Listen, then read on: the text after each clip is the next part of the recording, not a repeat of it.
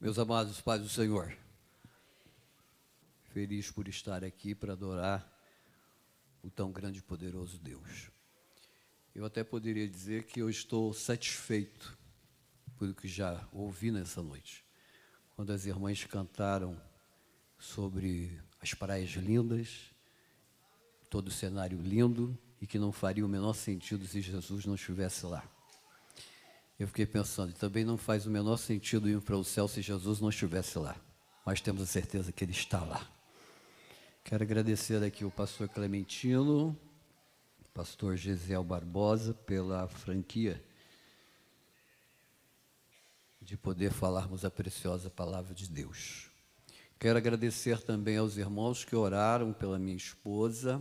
Semana passada eu estava aqui com o coração bem aflito, porque ela iria passar por um processo cirúrgico em um dos seus olhos, e eu estava bastante angustiado. Mas eu percebi que durante aquela semana Deus queria forjar a minha fé. Eu acredito num Deus que forja a nossa fé. E eu estava bastante angustiado, e foi uma semana de batalhas. Mas, graças a Deus, no dia 15 próximo passado, minha esposa fez a cirurgia no olho. A pressão dela voltou ao normal, a pressão do olho voltou ao normal, o estado dela. Ela não está aqui hoje porque ainda está se recompondo, mas eu louvo a Deus que tem sido fiel para com cada um de nós. Eu agradeço aos irmãos pela oração. Hoje eu vou falar sobre fé, já que durante a semana Deus forjou a minha fé, eu vou falar sobre ela. Mas eu quero dizer a você e deixar claro que a ideia que eu tenho em mente não é de um fideísmo que se julga suficiente para garantir o conhecimento de Deus, mas de uma fé racional que percebe a ordem divina e a este tão poderoso Deus, reconhece a total dependência. É desse tipo de fé que eu quero falar, uma fé que equilibra a razão e a emoção. Uma fé que suspira pela possibilidade de receber a revelação de Deus com as mãos vazias. E é importante entendermos isso sobre fé, porque o apóstolo João, na sua primeira epístola, no capítulo 5, verso 4, ele nos diz: porque todo que é nascido de Deus vence o mundo, e esta é a vitória que vence o mundo, a nossa fé. Ou vencemos pela fé, ou somos vencidos pela nossa incredulidade. Lembrando que fé, cada um tem a sua. Fé não é uma coisa que se empresta. Eu ainda sou daquela época em que os vizinhos saíam da sua casa à noite, porque naquela ocasião os supermercados não funcionavam 24 horas como hoje, e eles iam na casa do vizinho pedir uma xícarazinha de pó de café. Não é? Quem é da minha época talvez se lembre disso. Não é que eles não podiam comprar. Não é que eles não podiam comprar, porque havia se esquecido ou que o mercado havia fechado. Então eles iam lá pedir uma xícara de pó de café. Mas eu quero dizer para você que fé é diferente. Fé não se pode pedir emprestado. Fé é que nem escova de dente, cada um tem a sua. Eu nunca vi ninguém pedir escova de dente emprestado para ninguém. Então fé, cada um possui a sua. Então, enquanto eu vou falando aqui, quero que você entenda e tenha em mente que fé não depende daquilo que sentimos ou que vemos, mas de uma entrega incondicional ao Deus a quem nós servimos. Então, fé não depende do meu sentimento, porque às vezes isso pode se confundir. Talvez você tenha fé na anestesia. Eu passei por essa semana, por esse momento. Então, minha esposa precisava tomar anestesia no olho. Então, você tem fé que a anestesia vai diluir a dor ou amenizar o momento daquela dor, em que o cirurgião vai fazer o corte, fazer a incisão. Mas aí vem as oscilações do coração, do medo de que talvez a anestesia não seja suficiente ou não faça o efeito desejado. Então, a fé pode oscilar entre a razão e a emoção. E é por isso que a nossa fé não depende daquilo que sentimos ou que vemos, mas a nossa fé depende da entrega incondicional ao Deus a quem nós servimos. Então, é sobre isso que eu quero falar um pouco com vocês hoje aqui. E eu escolhi o texto bíblico de Juízes, no capítulo 7, do verso 1 ao verso de número 25. Eu não vou ler o texto, eu vou ler ele à medida que for falando com vocês, mas eu gostaria que você mantesse aberto o texto bíblico, até que para que você pudesse acompanhando, para falarmos sobre fé, uma narrativa empolgante da vitória de Gideão sobre os midianitas, sobre os amalequitas, que eram descendentes de Esaú, tribo nômade, né, que ficava de um lado para o outro, mas muito próximo ao norte, na península do Sinai, né, e os outros povos que eram os árabes, né.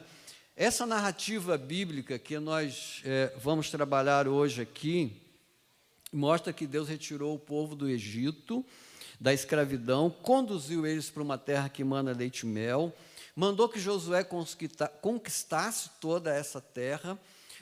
Nós sabemos, ao lermos a Escritura, que ele não fez tudo isso, nem toda a terra foi conquistada.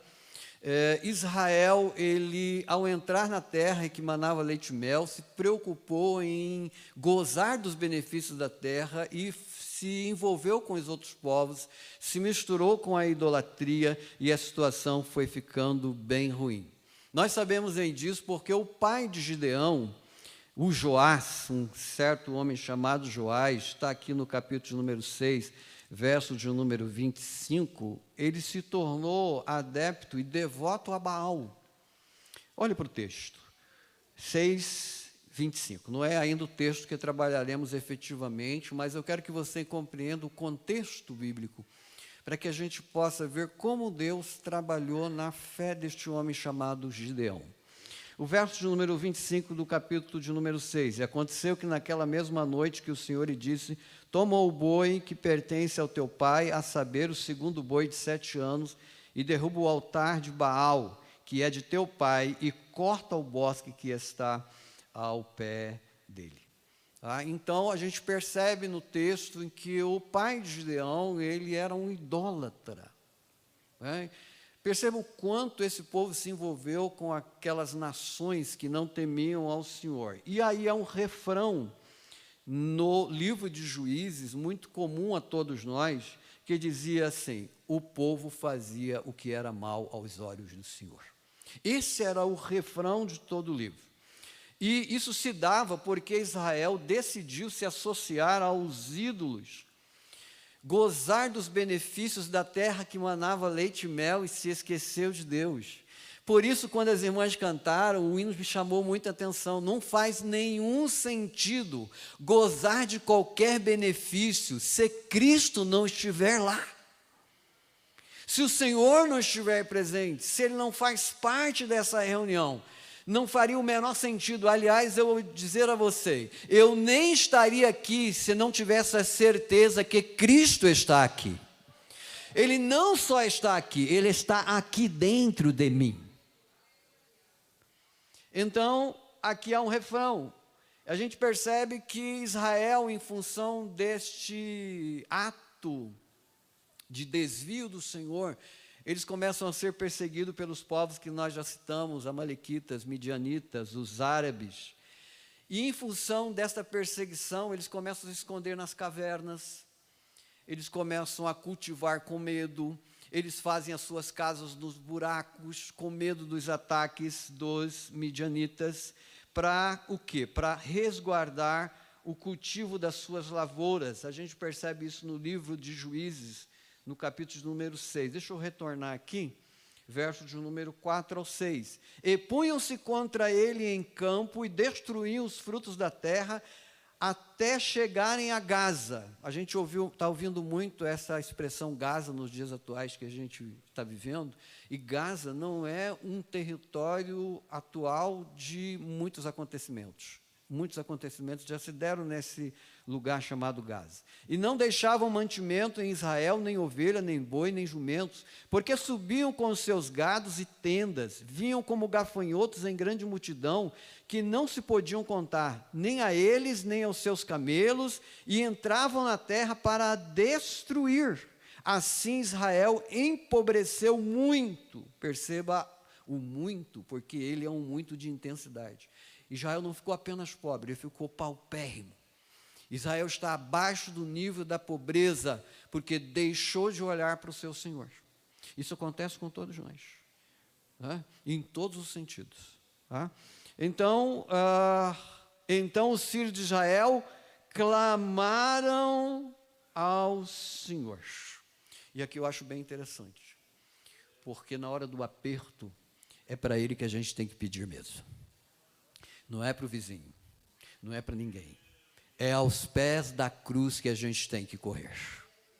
É lá onde a gente vai encontrar a solução para os nossos questionamentos, para os nossos problemas, para as nossas dificuldades. Então Israel vai, clama ao Senhor e Deus dá a resposta.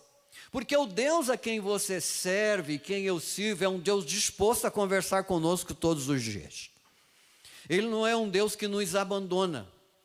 Não é? Eu já me deparei com algumas pessoas que disseram, olha, eu acho que Deus me abandonou. Eu perdi a minha fé. Olha, você pode até perder muitas convicções, mas uma coisa você pode ter certeza, Deus nunca vai nos abandonar. Ele estará sempre ao nosso lado. Então Deus envia um profeta, capítulo 6, versículo número 8, um profeta anônimo. E o que esse profeta vai fazer? Ele vai relembrar o povo daquilo que Deus havia prometido. Veja o verso de número 8 do capítulo 6. E enviou o Senhor um profeta aos filhos de Israel e lhes disse, assim diz o Senhor, Deus de Israel, do Egito eu vos fiz subir e vos tirei da casa da servidão e vos livrei da mão dos egípcios e da mão de todos quanto vos oprimiam e os expulsei diante de vós e vos dei essa terra. Então Deus quer que o povo dele se lembre que Ele é um Deus que promete e cumpre aquilo que promete. Mas que eles também, diante desta aliança condicional, precisavam obedecer a Deus. Graças a Deus que hoje vivemos uma aliança incondicional. E muitas vezes a gente chuta o pau da barraca, vira as costas para Deus, mas Ele está sempre lá de braços abertos para nos receber. Deus usa esse profeta, faz com que eles se lembrem para recordar das suas promessas. Mesmo diante disso, o próprio Deus decide descer para falar com o seu povo. Eu, quando li esse texto, eu fico muito emocionado, porque um Deus ato puro, que não depende de ninguém, que existe por si só, um Deus que não tem começo e nunca terá fim, Ele decidir para falar com a gente. Você já imaginou, tem em mente esse Deus a quem você serve? Porque eu acho que se nós imaginássemos bem o Deus a quem nós servimos, a gente entraria por aqui aplaudindo Ele minuto por minuto, segundo por segundo, abrir a boca e dizer, glória ao meu Senhor, o Criador dos céus e da terra. O texto bíblico nos revela que o Senhor desceu em Ofra, capítulo 6, verso número 11. Desculpe, eu não sei pregar sem ler a Bíblia. Eu não tenho habilidade de alguns pregadores que ficam. Eu gosto de ler. Talvez hoje você não teve a chance de ler a Bíblia, então você vai ler comigo hoje aqui. Nem vou perguntar se tem alguém que não leu a Bíblia hoje, porque certamente um Deus está me revelando nada, tá, gente? Não é isso não, tá? Mas é quase certeza, não vou dizer certeza absoluta porque eu não sei, mas é quase certeza que muitas pessoas hoje aqui sequer pegaram na Bíblia, pegaram na Escritura. Se nós dessemos ao nosso corpo o que damos à nossa alma, estaremos vivos ou mortos. Mas este Deus tão bondoso, mesmo que a gente não pegou na Bíblia hoje, decidiu nos trazer aqui, nos alimentar, forjar a nossa fé e ter a credibilidade nele. Ele desce em Ofra, capítulo 6, verso de número 12, e fica observando um homem chamado Gideão, filho de Joás. Ele está malhando o trigo no lagar. Não vou entrar em detalhes aqui. A gente sabe que lagar não é lugar de malhar trigo, mas eu já disse para vocês que eles estão fugindo, eles estão com medo, os adversários estão sempre constantes, perseguindo a cada um deles, né? E ele está lá no lagar, malhando o trigo. Então o anjo do Senhor, depois de observá-lo, aparece até a ele e diz: o Senhor é contigo, homem valoroso. Mas Gideão então responde: ai, meu Senhor, se o Senhor é conosco, como nos sobreveio tudo isto? E que é feito de todas as tuas maravilhas que os nossos pais nos contaram, dizendo: não nos fez o Senhor subir do Egito? Porém agora o Senhor nos desamparou e nos deu na mão dos midianitas. Esse é o sentimento, Irmão, pode ficar tranquilo com os bebês, tá? O bebê não me atrapalha, gente. Ele pode gritar o tanto que ele quiser, não me atrapalha. O que me atrapalha talvez seja adultos trocando conversas paralelas e eu não vejo ninguém fazendo isso. Agora o bebê não. O bebê você pode ficar sossegado, ele não me atrapalha. Jesus disse assim, ó, trouxe um judeuzinho, botou no meio dos seus, disse assim: quem não se fizer como esse judeuzinho, não pode entrar lá. Tá? Então, o bebê não me atrapalha, nunca me atrapalhou. Aliás, desculpe fazer aqui uma pausa na mensagem. Aliás, é inconcebível uma igreja sem crianças. Quando você vê uma igreja sem crianças, alguma coisa não vai muito bem. A igreja tem que ter crianças. Né? Então, prezados irmãos, o Senhor fala a Gideão e ele tem um sentimento. E é por isso que eu disse para você que fé não tem a ver com o meu sentimento. E que não é dessa forma que eu devo ser conduzido. Ele tem um sentimento de desespero, um sentimento de abandono. E então Deus diz para Gideão: use a força que você tem, a força que você está malhando trigo para esconder dos midianitas. Eu quero que você use a força que você tem para lutar, para libertar Israel da mão dos midianitas. Deus fala com ele para que ele tenha certeza. Gideão tem dúvidas, e ele entende muito o linguajar dos sinais. Nós também, às vezes, entendemos muito o linguajar dos sinais, não é verdade? Viemos de casas diferentes, às vezes, quando nos casamos, viemos de casas diferentes, não é verdade? Talvez na casa da mulher, ela entendia um linguajar. Eu não estou falando do vernáculo, não estou falando do português. Eu estou falando de uma linguagem que se pode entender diferente, não é verdade? Talvez na casa do irmão Francisco. Talvez na casa do irmão Francisco, a esposa leve o café para ele e faça um cafuné no cabelinho dele. A linguagem que ele entende. Talvez a linguagem do seu lar seja a linguagem do presente, quando o marido leva o presente ou a esposa dá o presente.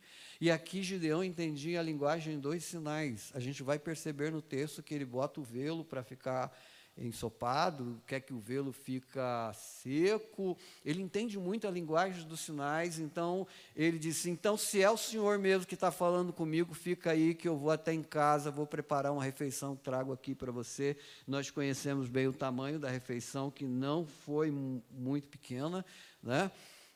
Dava para fazer. Eu acho que até deixei anotado aqui, do verso de número 18 ao verso de número 21, é isso mesmo, que ele vai e ele faz pães asmos de farinha, de pães asmos de uma efa de farinha, que isso deve dar mais ou menos uns 15 a 23 quilos.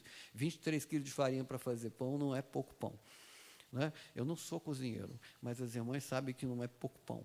Ele traz muito pão, traz comida para muito tempo, traz o cabrito, o anjo, que era uma teofania de Deus. Uma teofania, uma aparição de Deus ao homem. Né? Ele aparece para falar com Gideão visivelmente. Né? Eu estou muito feliz porque hoje nós, e uma das razões porque Deus quer forjar a nossa fé todos os dias, porque nós, a igreja do Senhor, somos a teofania de Deus aqui nessa terra. Deus se apresenta através de cada um de nós. Você acredita nisso? Você crê nisto? Você acredita que as pessoas vão te seguir para saber aonde você vai, e este brilho que há na sua vida, no seu rosto, essa alegria no seu coração? Porque esta é uma aparição de Deus através de você. Você acredita nisso? Aplauda o Senhor nosso Deus. Aplauda Ele. Glória a Deus. Gideão então vê o Senhor. O anjo, nós já conhecemos a história, faz um churrasco do pão dele, da carne, desaparece, mas Deus precisava provar a fé de Gideão. E tudo isso, todo esse histórico, todo esse começo, só para dizer para você que Deus precisava de fato provar a fé de Abraão. Há pelo menos 2 motivos pelos quais Deus prova a nossa fé: para mostrar que ela é verdadeira e para nos fortalecer para as tarefas que Ele colocou diante de nós. Não dá para executar a obra de Deus se não tiver fé. E fé não é esta mistura do meu sentimento. Fé é essa entrega incondicional a Deus a quem nós servimos. Então, agora eu vou para Juízes 7, onde você certamente abriu. E dessa linda história, eu vou tentar aqui, porque eu não sou um corredor, eu não sou um Ayrton Senna, eu sou mais um Barrichello da vida. Eu não vou para o texto, não sei se chego ao fim, porque 8h30 eu preciso encerrar. Eu também gosto de encerrar no horário, ser Caxias, né? Então, nós temos aqui pelo menos princípios, 3 princípios importantes sobre a fé. Capítulo 7, verso 1 a 8, Deus prova a nossa fé para que percebamos ser Ele a fonte da libertação. E ele vai conversar com Gideão na batalha em que ele vai ter, e do verso 1, verso de número 3, ele diminui a quantidade de pessoas que vieram supostamente para ajudar na batalha. 32 mil guerreiros, 22 mil ficaram no primeiro teste. Que teste, gente! Mas teste para provar a fé, para que a gente perceba que Deus não vai libertar o povo com a nossa própria força, mas com o poder dele. Manavia sub ou defastu iminar. Nós dependemos do poder de Deus. Nós dependemos do poder do Senhor. Ninguém acha que ser o maioral, ser o poderoso. Ninguém acha que por estar há muitos anos na carreira é o máximo. Ninguém acha porque por causa do empirismo das suas experiências, você é o máximo. Aqui o máximo chama-se Jesus Cristo, nosso Senhor. Não faz o menor sentido se Ele não estiver. Ele é o máximo. Então, 32 mil guerreiros, Deus não quer usar homens trêmulos, por isso Ele foge à nossa fé. Porque Ele não quer homens trêmulos para a sua missão. Deus quer pessoas que cultivem a sua fé. O medo e a fé não podem conviver junto no mesmo coração. Não dá. Então, Jerubaal, que é Gideão, se levantou de madrugada, e todo o povo que com ele havia, e se acamparam junto à fonte de Arode, de maneira que tinha o arraial dos midianitas para o norte, no vale, perto do outreiro de Moré. E disse o Senhor a Gideão: muito é o povo que está comigo, para eu dar aos midianitas em sua mão. a fim de que Israel não se glorie contra mim, dizendo: a minha mão me livrou. Me livrou. Deus não precisa da sua ajuda, meu irmão. Ele é ato puro, absoluto em si mesmo. Deus não, Ele quis precisar de cada um de nós, mas Ele não precisa de nós. Mas como quis precisar de nós, decide forjar a nossa fé, para que a gente possa cumprir a missão que Ele entregou na nossa mão. John Wesley tem uma frase muito interessante, ele diz assim: dê-me um exército de 100 homens que não temam coisa alguma, a não ser o pecado, e que não amam coisa alguma a não ser a Deus, e farei estremecer a porta do inferno. Glória a Deus. Eu estou me segurando, irmão. Eu às vezes me emociono um pouco, né? Eu sou aquele crente que às vezes... Você já viu aquela panelinha de pressão que fica assim, cara? E depois... E às vezes eu sou um desses. Eu vou me segurando aqui, tá? Mas às vezes não dá. Então, Deus explica a Gideão porque está fazendo a seleção. Por que eu estou fazendo a seleção, Gideão? Para que Israel saiba que o livramento vai vir das minhas mãos. É para isso que eu quero fazer a seleção. Parece, não, foi assim porque a gente estava junto, não, foi assim porque eu orei muito. Tem aqueles que acham, até mostram o joelho como se fosse um troféu, não é verdade? Eu vim da época em que as irmãs mostravam, nada contra quem ora e quem tem calo no joelho, nada disso, irmão, nada disso. Mas me parece que não é favorável mostrar o joelho calejado, dizendo que aquilo é um troféu, né? Deus não vai simplesmente agir porque o meu joelho está calejado. Deus vai agir porque Ele é absoluto em si mesmo. Então Deus quer mostrar a Gideão que eles não vão vencer com as suas próprias forças e que é Deus que vai dar aquela vitória a eles. Aquela vitória a eles. 135 mil soldados. Gideão ficou apenas com 10 mil. E aí Deus disse assim, não, tem muita gente. Tem muita gente ainda. Vocês vão achar que com esses 10 mil vocês foram bons. Aliás, talvez vocês voltem e digam aos demais que foram embora, né? Eu estou vendo aqui, eu consigo imaginar aquela multidão de gente voltando, fazendo aquela poeira toda, e aqueles 10 mil ali dizem, não, vamos ficar, nós vamos até o fim. Né? Às vezes a gente tem pessoas assim, que dizem, eu vou até o fim. E às vezes tem pessoas que nem falam nada, e são essas que vão até o fim com você. Não se engane, porque a vitória vem do Senhor nosso Deus. Ele faz um novo teste, no capítulo 7, verso 4 a 8. Agora eu estou lendo com você, tá? Ele disse o Senhor a Gideão, ainda há muito povo, faze-o descer às águas, e ali os provarei. E será que daquele que...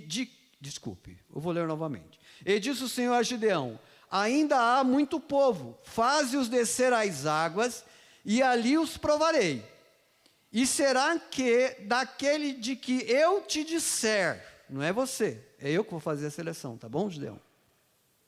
Este irá contigo, este contigo irá, porém, de todo aquele de que eu te disser, este não irá contigo, esse não irá.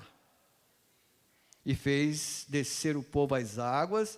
Então o Senhor disse a Gideão, qualquer que lamber as águas com a sua língua, como lambe o cão, esse porá à parte, como também a todo aquele que se abaixar de joelhos a beber. E foi o número dos que lamberam, levando a mão à boca, 300 homens. 10 mil, 9.700 voltaram para trás.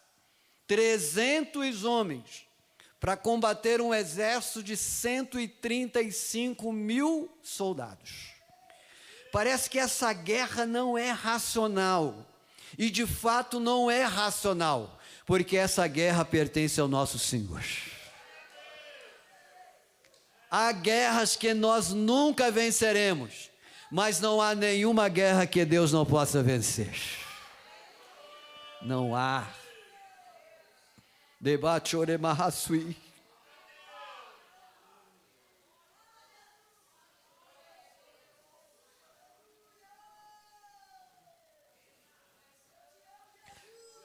Não há nenhuma guerra que esse nosso Deus não possa suplantar. Não há.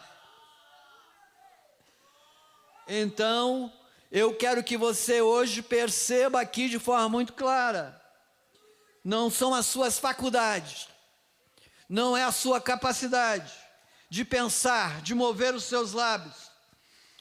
Tudo que nós temos e somos é dado pelo Senhor a quem nós servimos. Tudo. C.S. Lewis, no seu livro Cristianismo Puro e Simples,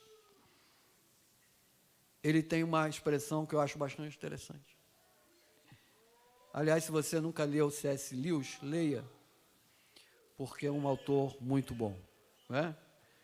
Suponhamos que você dedicasse cada momento da sua vida exclusivamente a Deus. Não poderia lhe dar nada que, em certo sentido, não lhe pertencesse.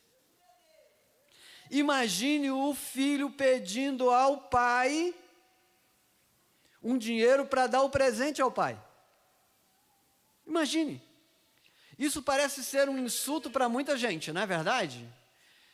Mas o filho pede ao pai um dinheiro para comprar um presente, e ele vai e compra o presente do pai com o dinheiro do pai.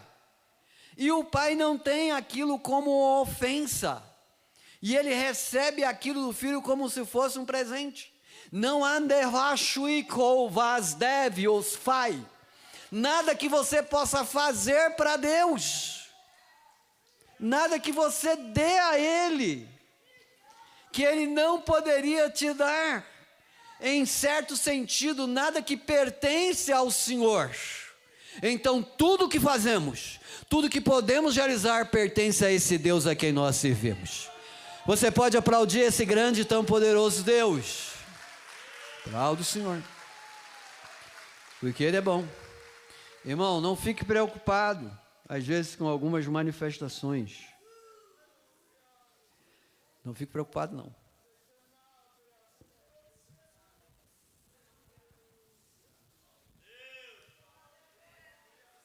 Deus prova a nossa fé para que percebamos ser Ele a fonte da libertação. É Ele, é o Senhor. Não são tentativas práticas de virtudes, porque nós falhamos. Não tem nada meritório, nada. Não é meritório, não há nada. Eu gosto muito de ver o Isaías cantar. Ele tem uma voz límpida. Gosto de ver muito a minha filha cantar. Eles são um show, gente. Gosto de ver a Sabrina, Safira, cantar. São dádivas que Deus deu a ele.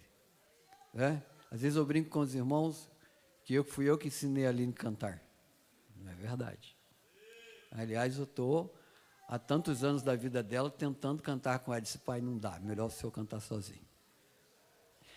Mas por mais que façamos, por mais que tenhamos talentos, eu gosto, por exemplo, de ouvir o mestre, Erisvaldo Veríssimo falar. Por mais que nós desenvolvamos o texto bíblico, por mais que preguemos a palavra do Senhor, não há nada que nós possamos fazer que seja meritório, que faça com que recebamos de Deus alguma coisa. Nós precisamos perceber que Ele, Deus, é a fonte de todas as coisas. Então Deus prova a nossa fé, para que a gente perceba que Ele é o libertador. Você não vai com esses 32 mil, você vai com os 300, para você saber que eu estou com você. Esse é o primeiro princípio. O segundo princípio do texto de Juízes 7. Deus estimula a nossa fé demonstrando ser Ele capaz de romper as adversidades. Então, Ele é o Deus, a fonte de tudo, e Ele que é o Senhor capaz de romper as adversidades. Eu estou correndo, gente, que eu só tenho 10 minutos. Eu falei para vocês que eu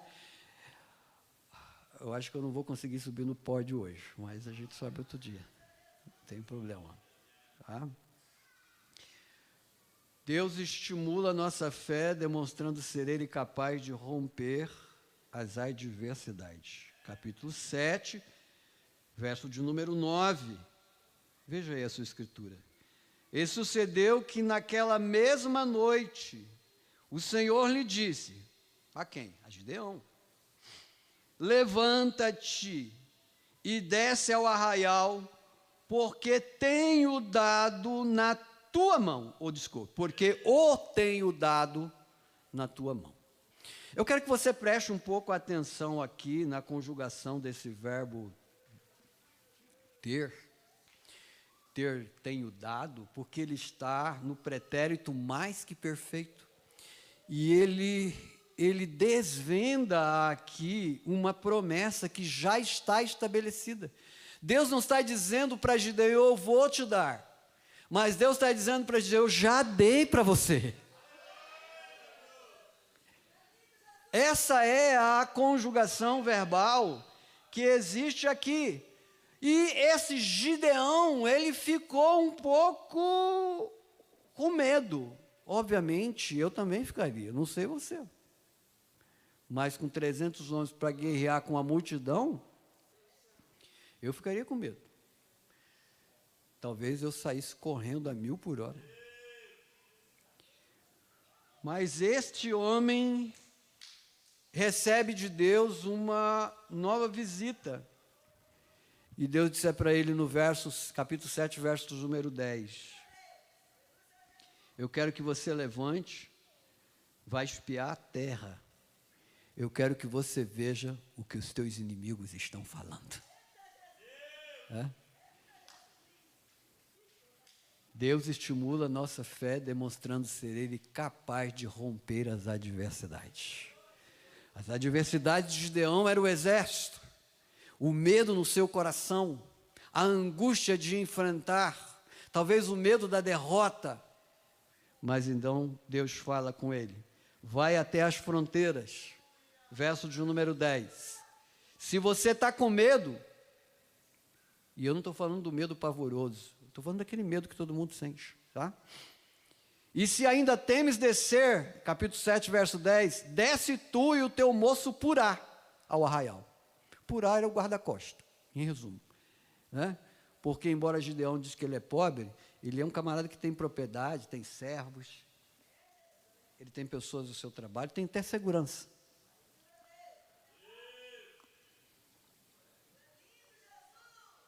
Ele desce, leva Purá com ele, ele vai tão perto dos seus inimigos, tão perto dos seus adversários, na fronteira onde os guardas estão, que ele é capaz de ouvir à noite o que eles estão conversando.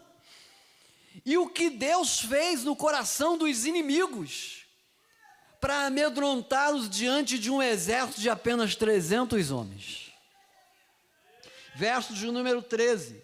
Chegando, pois, Gideão, eis que estava contando um homem ao seu companheiro um sonho, um soldado falando com outro e dizia, eu tive um sonho, cara, vou te contar o meu sonho. Eu não estou entendendo bem direito esse sonho. E eu vi um pão de cevada torrado, rodava pelo arraial dos midianitas, e chegava até a tenda, aferiu, e caiu, transtornou de cima para baixo e ficou caída. Eu me lembro do pastor Vitor Gadeira, quando ele pregou sobre cevada, ele disse que cevada era pão de pobre, não é verdade? É mesmo. Quem comia pão de trigo na época eram os ricos. E Deus dá um sonho para este homem do pão de cevada. da nação escondida, acuada nas cavernas. O povo muito pobre que estava comendo pão de cevada. E ele vê um pão de cevada rodando no meio do arraial dos midianitas e vai destruindo a tenda, botando tudo abaixo, arrebentando com tudo. E Deus usa o seu companheiro. Irmão, Deus é absoluto em si mesmo. Ele usa quem quer, como quer, aonde quiser. Não somos nós que vamos botar regra em Deus. É Ele o Senhor absoluto de todas as coisas. Às vezes a gente quer colocar Deus dentro de uma caixinha. Não, Deus, eu quero que o Senhor fale assim comigo, porque é desse jeito que eu costumo. Não, Deus fala como Ele quer, quando Ele quer, aonde Ele quer, com quem e através de quem Ele quiser. Ele não está condicionado a mim e a você. Ele é absoluto. Ele usa o companheiro. Nem Israel era inimigo. E ele dá a revelação ao homem. Não é isto outra coisa, senão a espada de Gideão, filho de Joás, varão israelita. Deus tem dado na sua mão os midianitas e todo este povo, todo este arraial. Que Deus maravilhoso, não é, irmão? E enquanto eles vão se preparando para a guerra, Deus já está derrotando os inimigos dentro do seu próprio arraial, através do psique, do cognitivo.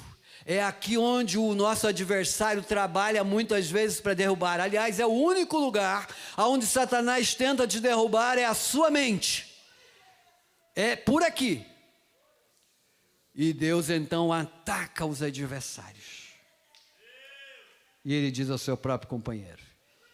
Gideão ouve a afirmação, e qual foi a reação? A reação diferente do coração do medo.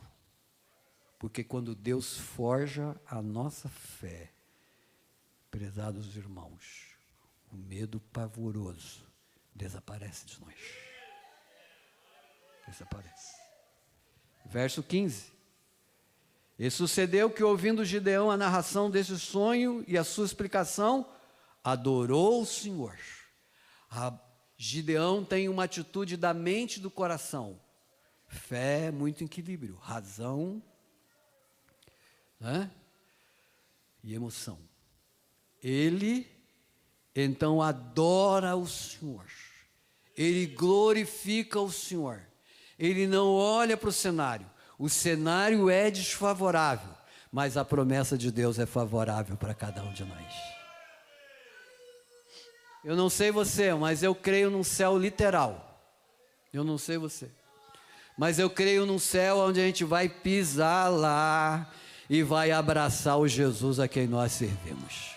Como foi cantado hoje à noite aqui, que um desejo é abraçar e ver ao Senhor. Então aconteça o que acontecer, eu tenho certeza que Deus forja a nossa fé para que todos os dias acreditemos. Vamos abraçar o Senhor da nossa vida.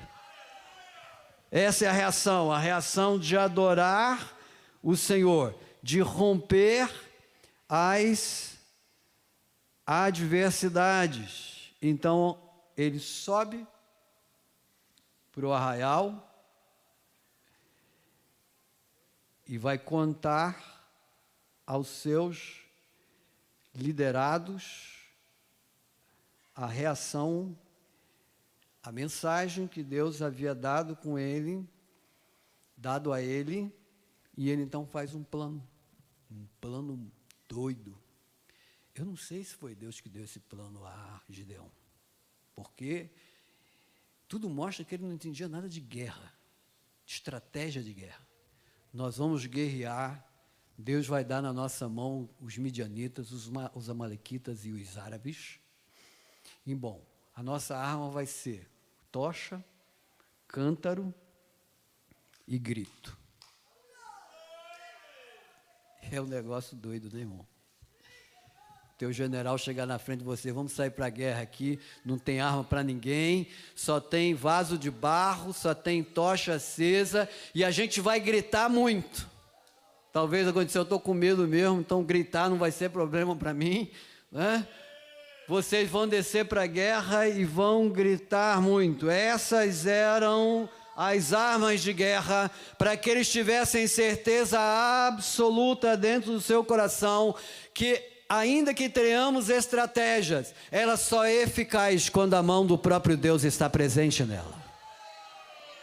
Não há nenhuma estratégia eficaz se Deus não estiver envolvido.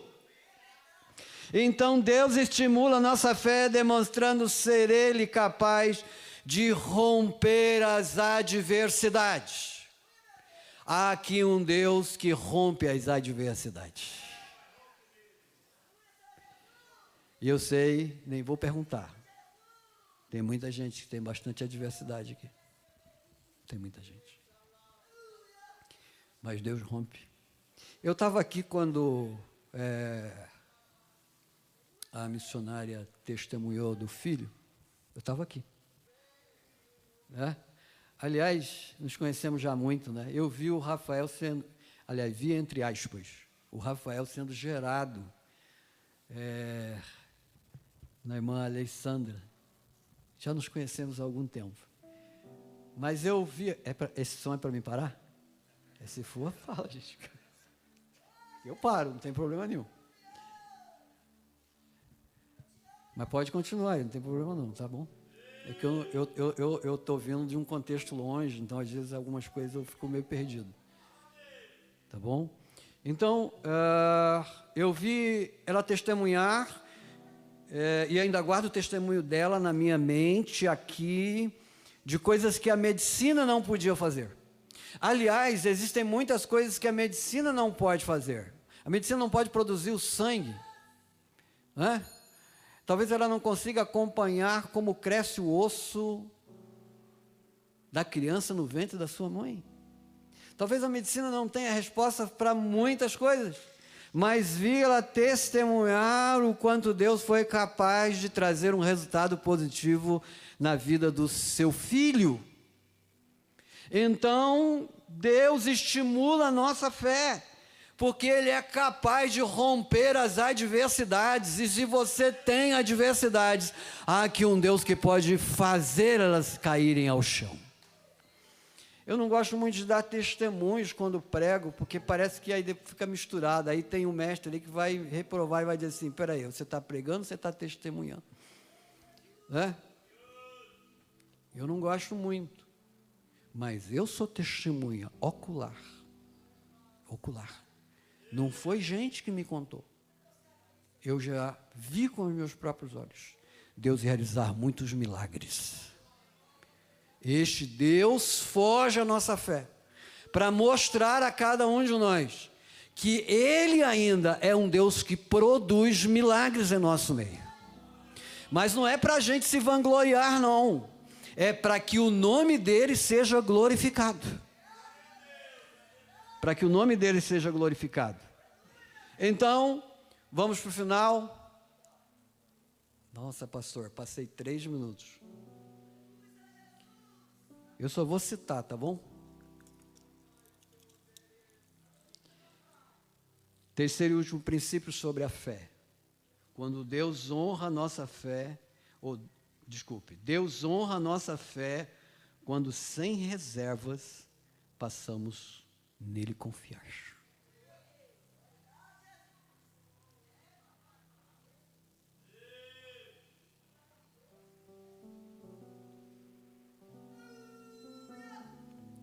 Confiamos de fato em Deus. Eu vou economizar aqui, tá bom? Confiamos de fato em Deus? Acreditamos mesmo no Senhor? Será que nós acreditamos em Deus mesmo de verdade? Ou será que fazemos aqueles discursos comuns? Eu acredito em Deus. Estamos decididos a confiar em Deus sem reservas? A deliberadamente nos dispor à sua vontade? Estamos dispostos? Se estamos dispostos, Por que a gente não vem à casa do Senhor quase todos os dias? Por que a gente acha que só um dia é suficiente? Todas as vezes que você vem aqui a este lugar, e eu não estou falando de lugar no sentido físico, mas todas as vezes que você vem aqui para ouvir os servos do Senhor falar, Deus vai forjar a sua fé. Então não basta. Eu ouvi uma pergunta hoje à noite aqui, que disse assim: quantos estão aqui desde o início? Eu disse: opa, eu estou aqui. Isso não faz melhor do que ninguém, mas faz me entender que o quanto mais eu estiver aqui, mais Deus vai forjar a minha fé. Eu preciso entender. Então, eu me lembro de uma ilustração, e eu vou encerrar aqui, tá bom, gente? Eu poderia dizer muito mais coisas, mas eu vou encerrar aqui. Com este último princípio, de Deus honra a nossa fé quando sem reservas passamos a confiar nele, fazendo uma ilustração. Eu ouvi um pregador fazer uma ilustração que eu achei muito interessante, parecia até infantil, mas muito interessante. E ele disse: lá está o homem, andando sobre uma corda em meio ao penhasco, equilibrando-se com uma vara na mão, um bastão. E ele perguntou às pessoas: você acha que ele vai conseguir? Disse: sim, acreditamos. E de fato, ele foi com o bastão, atravessou o penhasco na corda para cima, para lá, depois voltou. E novamente a pessoa que estava ali perguntou a uma pessoa da plateia que via o espetáculo e disse a ele: você acredita que este homem pode atravessar esta corda neste penhasco empurrando um carrinho de mão? Ele disse: sim, eu acredito. Aliás, ele já havia visto o homem atravessar com a vara a primeira vez. Então ele olhou para aquele homem e disse assim: suba no carrinho. Você confia em Deus? Eu quero te convidar para subir no carrinho. Sobe no carrinho, porque Deus é capaz de forjar a nossa fé. Deus deu a Gideão um pequeno exército de 300 homens, para que ele fosse vitorioso, mas antes precisou forjar a sua fé. Isso aqui não é uma obviedade, mas Deus também te dará a vitória, mas antes Ele vai forjar a sua fé para fazer isso, porque Ele quer que você glorifique e exalte o nome dEle. A fé de Gideão fez com que muitas, nós conhecemos a história, a gente não tem tempo para dirimir toda a história, mas a fé de Gideão fez com que muitas pessoas se agregassem ao exército dele. A fé que Deus forja em nós fará muitas pessoas também se agregarem a este lugar onde nós servimos ao Senhor.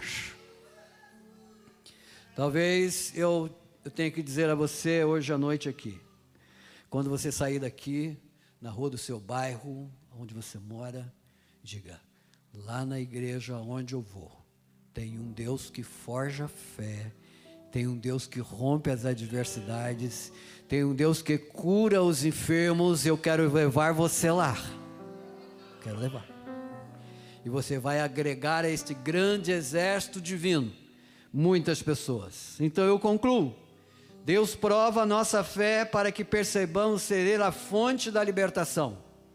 Deus estimula a nossa fé demonstrando ser Ele capaz de romper as adversidades. Deus honra a nossa fé quando sem reservas passamos nele confiar. O escritor aos Hebreus, no capítulo 11, verso 6, diz assim: sem fé é impossível, é impossível, é impossível, é impossível, é impossível, não adianta. Sem fé é impossível agradar o Senhor. Portanto, é necessário que aquele que dele se aproxima creia que ele existe e que se torna galardoador daqueles que o buscam. Deus é a nossa fonte, aplauda este tão grande e poderoso Deus.